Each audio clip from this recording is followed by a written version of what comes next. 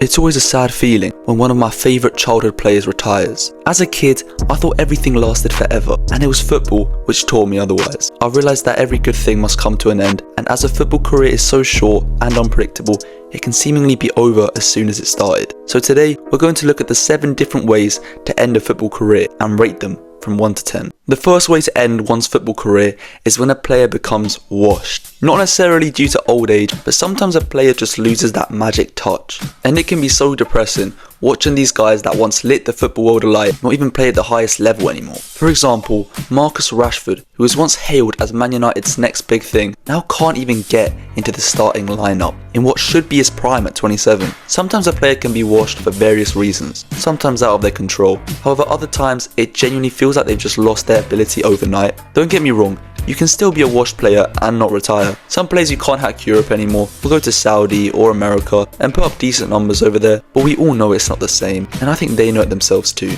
Other players who fall into the washed category are Sterling, Rio Ferdinand, Douglas Costa and Michael Owen. Also, as I briefly mentioned, a footballer's career can end for many reasons. So for example, you could say Hazard was washed by the time he retired, however I think there were other factors that will be mentioned later. Overall, ending your career washed is an underwhelming 3 out of 10 way to hang up the boots. Moving on now to probably the most common reason for a player's retirement. It's old age. Time catches up to everyone at some point. Footballers have defeated nations, continents, and some beat the world. However, no player has yet to defeat Father Time. And don't talk to me about Kazuyoshi Miura, who although still playing professionally at 57, he's only played 3,440 minutes in the last decade, which if you do the maths, adds up to 38 games. And considering most of these games come from Japan's lower leagues, I don't think it's impressive enough to conclusively state that this man has beaten age. I rate the commitment though. Many do their best to remain in top condition, and some have even pushed themselves to the limit at a high level. But it really does come to a point where your body just says no more. For example, Italian legend Gianluigi Buffon dragged his career all the way to 45. And although yes, he was a goalkeeper, he played 17 league games in his final season in Italy's second tier, conceding only 22 goals. So it'd be unfair to say that Buffon was washed, as when he was on the pitch, he was performing very well.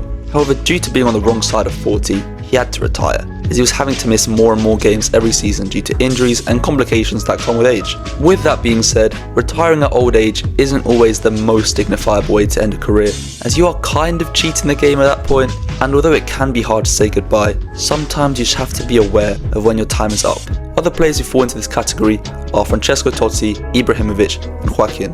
Overall, if done right like those mentioned, retiring to old age is an 8 out of 10 way to retire. Next up is one that as a fan never made any sense to me, and it's when a player loses their passion for the game. Let's be honest, as a child, most of us wanted to be footballers. It's every kid's dream, so it can be hard to fathom that a player who has worked so hard to become part of that exclusive 0.01% that make it can just lose their love for the sport. However, I think we have to remember that once money comes into the equation, hobbies become jobs, and that's how many players treat the sport, as there have been a handful of players who have admitted to not caring for the sport off the pitch. Former English striker Bobby Zamora revealed that he refuses to watch any matches, and that quite a lot more players are the same. Former Brighton midfielder Davy Proper retired prematurely at 30 years of age due to how hectic the game had become for him. Famously, the world champion Andre Schürrle, who retired in his prime years at 29, shared similar reasons for his decision to hang the boots up as Proper, stating, "You always have to play a certain role in order to survive in the business, otherwise you will lose your job and will not get a new one." But probably the most famous case of a player losing their love for the game is Gareth Bale. I'm sure you all remember the jokes from the back end of his time at Madrid about how he would rather spend more time at the golf course than on the pitch, but it turned out that there might have been some truth to it. Bale retired in 2023 at 33 years old, after seemingly trying everything to regain his love for the sport. From going back to Spurs, to leading Wales to their second World Cup, to joining LAFC, it seems like he just lost interest overall. Of course, most players don't just lose interest out of nowhere, but we'll get to that later. In conclusion, as a fan, this is like a 6 out of 10 way to end your career, as it is sad to see, but you have to respect the player's decision. Now, it's all fun and games making jokes out of Bale for pursuing professional golf after hanging the boots up, but would it surprise you if I told you that there have been many more players who retire from football only to go on and play a completely different sport professionally? Many athletes, when done with one sport, still crave that same adrenaline and passion that they once had for it, so they decide to take up a new game. Everyone knows how Michael Jordan temporarily retired from basketball in 1993 out of nowhere and pursued 2 years of minor league baseball, but let's look at some examples from our sport that you may not have heard of. Firstly, the Premier League record holder for number of clean sheets, Petr Cech, tried his luck in ice hockey after shocking the world when signing for the amateur London club Guildford Phoenix, where he made a few appearances, but he would make his first professional appearance for the Stena Line Belfast Giants in a 5-1 victory. Italian icon Maldini, who retired at 41, made his tennis debut in doubles in 2017 at the Milan Challenger, where the then 48-year-old and his partner Stefano Landonio lost in the first round in 2 sets, 1-6 and 1-6. Another player who's actually found moderate success in tennis is every 2010 World Cup goalkeeper's worst nightmare, Diego Forlan. Forlan is currently ranked 102nd in the ITF Singles 45+ ranking and 89th in the ITF Doubles 45+ ranking. With a combined win ratio of 16-4, he decided to try his luck in the Uruguayan Open for doubles, which had a prize pool of $133,250. However, Forlan and his Argentinian teammate Federico Coria were beaten in straight sets.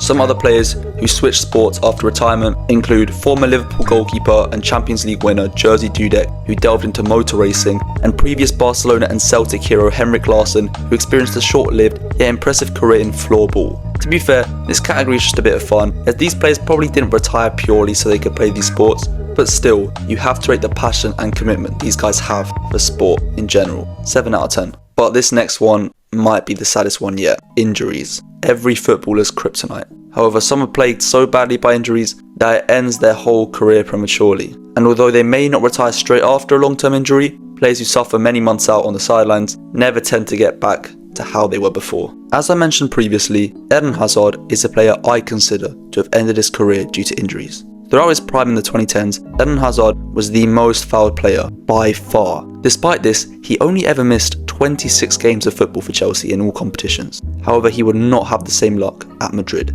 In a game against PSG, Meunier would injure the same ankle that Eden broke on international duty in 2017, and after this, he would never be the same again. Hamstring, fibula, and muscular injuries would haunt his time in Spain, which led to him losing his ability as a natural dribbler. And this all eventually caused Hazard, who has always been a player who plays for the pure enjoyment of the game, to lose his passion for the sport, resulting in his early retirement. Therefore, although you could say he ended his career due to losing interest, I'd say injuries were the primary cause of this. And unfortunately, there have been countless players in the same situation. Neymar, for example, a player very similar to Hazard in terms of being pure dribblers and entering the game at a very young age, has only played 7 games in 2 seasons for Al Hilal after suffering an ACL injury in 2023. Even then, he missed more games through injury than he actually played for PSG in his 6 seasons there. So although he's not actually retired yet, we all know that there's not much left in there. Some players get a single injury so bad that it ends their career on the spot. For example, in January 2017, Ryan Mason, who was on loan at Hull City from Tottenham, went up for a header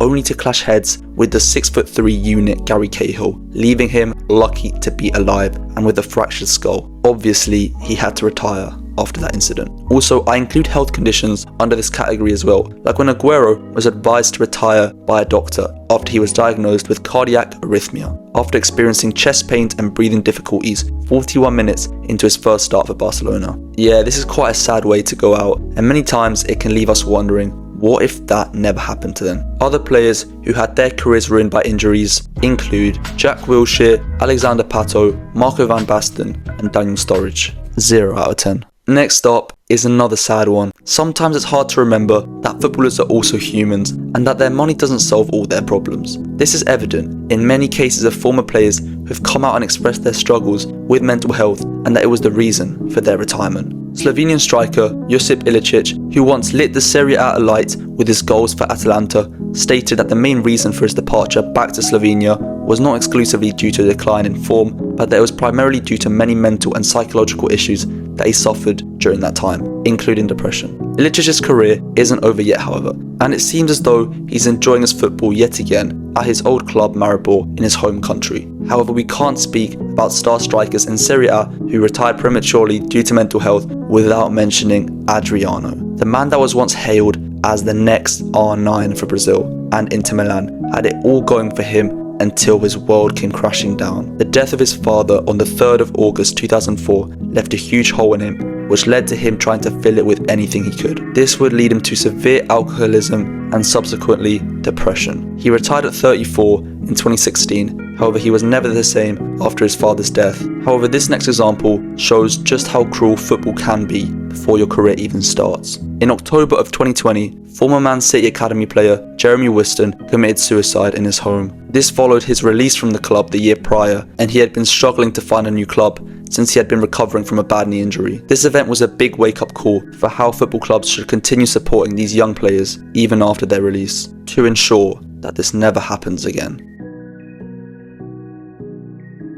Other players whose mental health affected their careers include Dele Alli, Marvin Sordell and Paul Gascoigne. 0 out of 10. Let's end on a high note, shall we? The final, and in my opinion, the best way to end your football career is to retire at the top. This is such a hard thing to do, and it can be interpreted in different ways. For example, one may say that to retire at the top, you have to still be in your prime, putting up crazy numbers and performances, whilst others might argue that to retire at the top, you have to win something significant in your final year, completing pretty much the perfect script. Toni Kroos almost ticks both boxes, as when he retired at 34 years old after his Euro 2024 campaign, he was still a starter for both his club, Real Madrid and his nation Germany. He also led Los Blancos to their 15th Champions League title, playing a crucial role in their success. However, his European Championship campaign would be cut short by Spain in the quarterfinals of the tournament after a Mikel Merino dagger in the 119th minute. Many people view Germany to be the best or second best team in that tournament, and if Kroos could have led his national team to the trophy in their own backyard, it would have been the perfect ending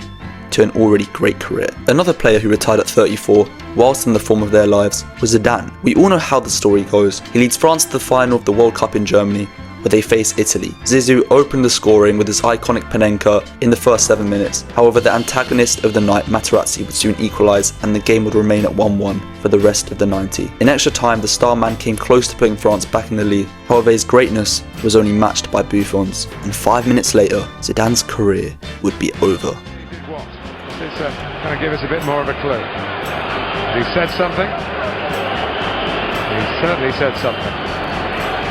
Now what happened? Materazzi would mutter some words at the Frenchman, which clearly rattled him enough to headbutt the Italian to the floor, inevitably leading to a red card in his direction. And as he walked down the stairs and to the dressing room, France were forced to go into penalties without their captain and leader, where they lost 5-3. And whilst many questioned what was next for Zidane, he knew it was over. So the real question is, did he retire at the top or at the bottom? Because you can't doubt the fact that he was still in prime form. I mean, he just dismantled a Brazilian team in the quarterfinals, which contained Roberto Carlos, Kaká, Ronaldo, Ronaldinho and Cafu, just to name a few. So in that sense, he did retire at the top. But the guilt of losing his head at the moment that he did, and the consequences that came with it, will forever haunt him and leave a stain on his footballing legacy. So in that case, I'd say he retired at the bottom, because there's nothing more painful for a footballer than costing your team a trophy, let alone your nation a World Cup. Still, the questions that arise from a player retiring in his peak of what if he just carried on a little longer, what more could he have achieved, leave a lot to desire, but also a lot to appreciate, as you never got to see them turn old and watching them never became mature. Yes, you'll never know what they could have achieved if they carried on going, but you'll also never know what they couldn't have achieved. For them,